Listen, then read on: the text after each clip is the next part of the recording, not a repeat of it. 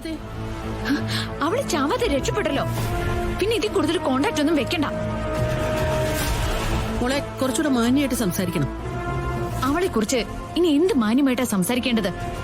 ഞാനും നവീനും എല്ലാ കാര്യങ്ങളും പറഞ്ഞു കോംപ്രമൈസ് ചെയ്താ. അതിന്റെ ഇടയിലേക്കാ അവള് വീണ്ടും വന്ന് കേറിയത്. അതിന്റെ ഫലം ഇപ്പൊ അവൾ അനുഭവിക്കുന്നത്. എപ്പോഴും ഞാൻ അവളുടെ അടുത്ത് പറയാറുണ്ട്, എന്നെ ജയിക്കാൻ നോക്കരുതെന്ന്. എന്താ പറഞ്ഞ? ഇപ്പൊ നീ എന്താ പറഞ്ഞ?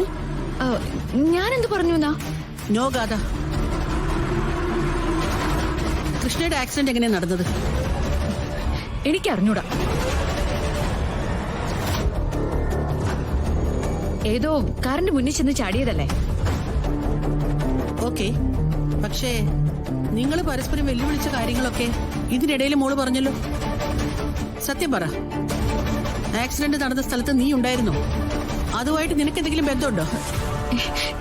മമ്മിക്ക് എന്താ ഭ്രാന്ത് പിടിച്ചോ? അവള് ഹോസ്പിറ്റലിലായതോടെ നിയന്ത്രണം വിട്ട രീതിയിലാണല്ലോ മമ്മി സംസാരിക്കുന്നത്. അതെന്താ മമ്മി? അവള് വണ്ടി ഇടിക്കോ ചാവോ എന്ത് വേണമെങ്കിലും ആയിക്കോട്ടെ, അതിന് മമ്മിക്ക് എന്താ? ഇല്ല കഥ, എവിടെയോ നിന്റെ ഒരു മിസ്റ്റേക്ക് നടന്നിട്ടുണ്ട്. നിന്റെ സംസാരത്തിൽ അതുണ്ട്, ഉറപ്പായിട്ടും ഉണ്ട്.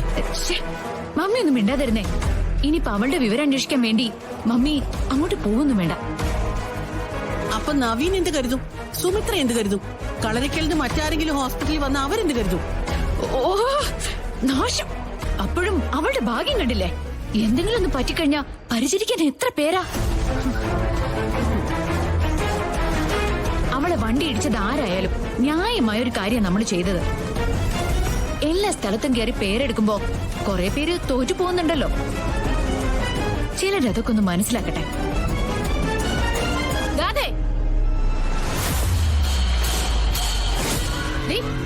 ഇറങ്ങി പാടി ഇങ്ങോട്ട്. പുറത്തേക്ക് വരാനാ പറഞ്ഞേ. ഇറങ്ങി പാടി ഇങ്ങോട്ട്.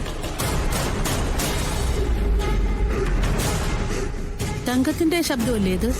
ആ അതെ മമ്മി. അവരെന്തിനാ ഇങ്ങോട്ട് വരുന്നേ? ആ പോയി നോക്കാം. ചിലപ്പോ ഹോസ്പിറ്റലിലെ കാര്യങ്ങൾ അന്വേഷിക്കാനോ അങ്ങോട്ടോ പോവാനോ മറ്റോ ആയിരിക്കും. ആ മമ്മി ചെല്ല്, ഞാനും വരുന്നുണ്ട്. അവളെ വളർത്തുന്ന ആളോട് എനിക്ക് ചില കാര്യങ്ങൾ പറയാനുണ്ട്. ഇത് പിടിച്ചേ. ശരി.